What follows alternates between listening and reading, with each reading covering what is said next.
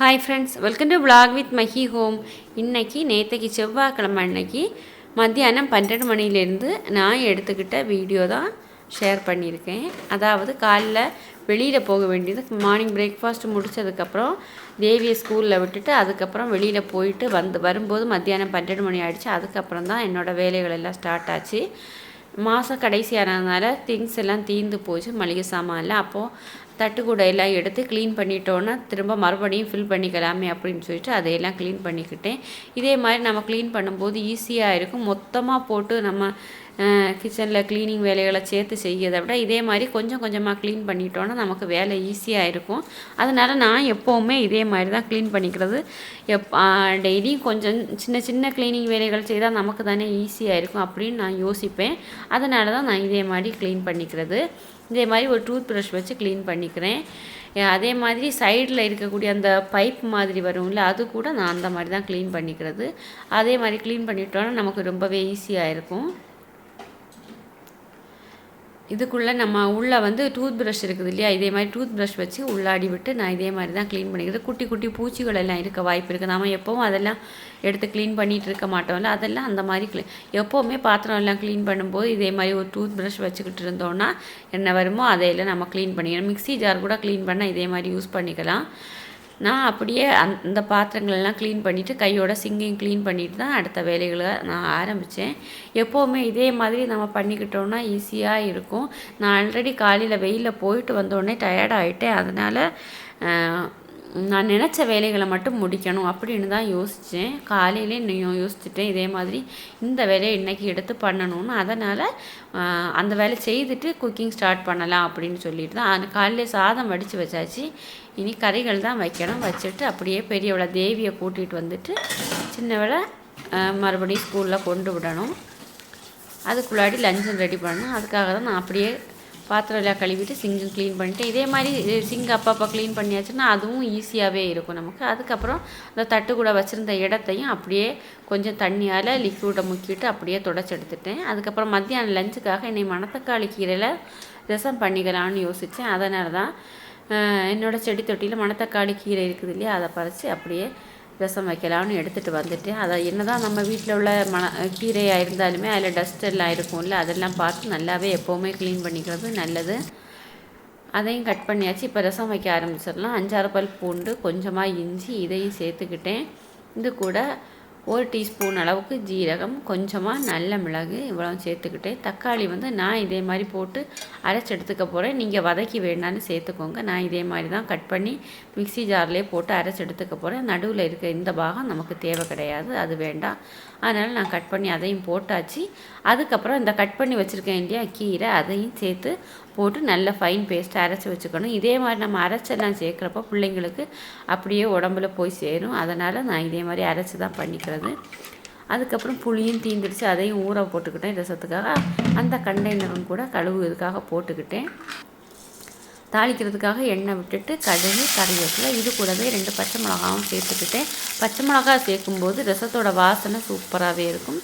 அதுக்கப்புறம் நம்ம அரைச்ச பேஸ்ட் இருக்குது இல்லையா, அதையும் சேர்த்து மீடியம் ஃப்ளேமில் வச்சு ஒரு 2 நிமிஷம் நல்லா வதக்கி எடுத்துக்கிடணும்.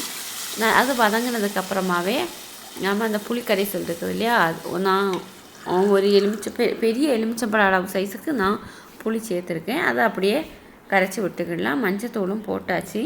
இப்போ தேவையான அளவு உப்பு சேர்த்துக்கலாம். கொதி வந்ததுக்கப்புறமா மல்லி இலை சேர்த்துக்கலாம். இது கொதிக்க ஆரம்பித்த உடனே நாம் கரண்டியால் நல்லாவே கிளறி கொடுக்கணும்.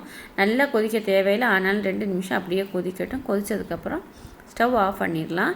இப்படி தான் மணத்தக்காளி கீரை நான் என்னோடய ஸ்டைலில் வச்சு காமிச்சிருக்கேன். பிடிச்சிருந்தால் லைக் பண்ணுங்கள். அதுக்கப்புறம் நெத்தலி மீன் அவியல் தான் நான் வச்சேன். இது நான் ஆல்ரெடி காமிச்சிருக்கேன், அதனால் இன்றைக்கி காமிக்கல. திவ்யாவுக்கு கொடுத்துட்டு அவளை அதுக்கப்புறம் ஸ்கூலுக்கு ரெடி பண்ணி கொண்டு விட்டுட்டேன். தேவியை கூட்டிகிட்டு வந்தேன். வந்ததுக்கப்புறம் தான் மழை பெய்யுது, இல்லைன்னா மழையிலே நாங்கள் நனைஞ்சிருப்போம். அப்படியே சாப்பிட்டுட்டு குட்டி தூக்கம் போட்டுட்டு ஈவினிங் வந்து பிள்ளையை எடுக்க போயிட்டேன். திவ்யாவை எடுத்துகிட்டு வந்ததுக்கப்புறம் டீ எல்லாம் போட்டு குடிச்சிட்டு திரும்ப நான் 5 மணிக்கு மேலே தான் வீடியோ எடுக்க ஸ்டார்ட் பண்ணேன்.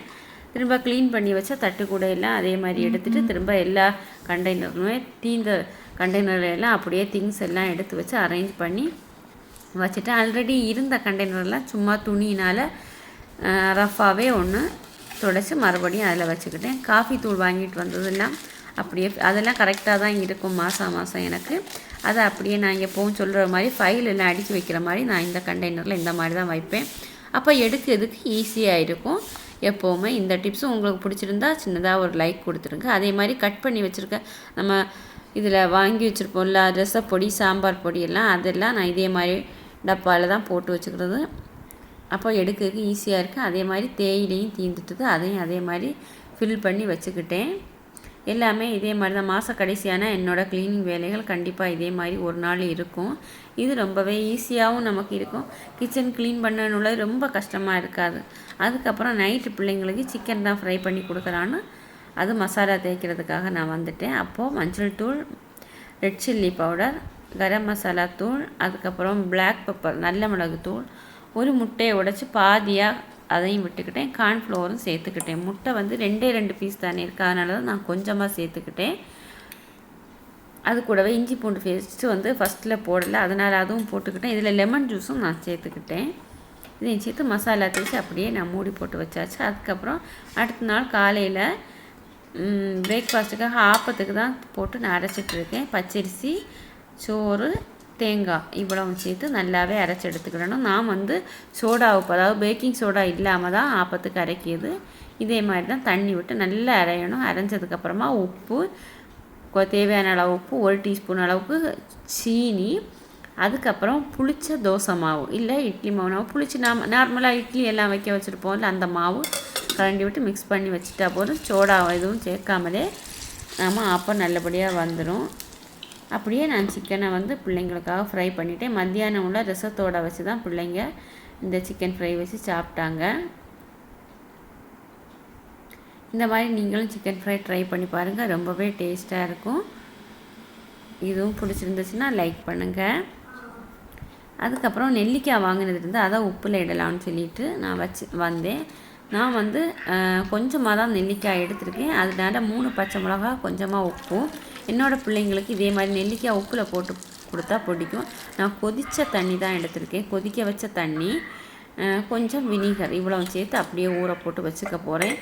சின்ன நெல்லிக்காய் இருந்துச்சுன்னா கொதிக்க வைக்கிறது ரொம்பவே நல்லது. இது வந்து பெரிய நெல்லிக்காய் இருந்ததுன்னா டக்குன்னு வெந்துடும். அதனால் வெந்நி விட்டு அப்படியே வச்சுட்டு சாப்பிட்றதுக்கு சூப்பராக இருக்கும். அதுக்கப்புறம் நார்மலாக கிச்சன் நைட் டைம் க்ளீனிங் வேலைகள் தான் பண்ணிக்கிட்டேன். இவ்வளவு தான் என்னோடய வீடியோ, இதோட முடிஞ்சிருச்சு. இந்த வீடியோ உங்களுக்கு பிடிச்சிருந்துச்சுன்னா லைக் பண்ணுங்கள், சப்ஸ்கிரைப் பண்ணுங்கள், உங்களோட கமெண்ட்டை சொல்லுங்கள். தேங்க்யூ.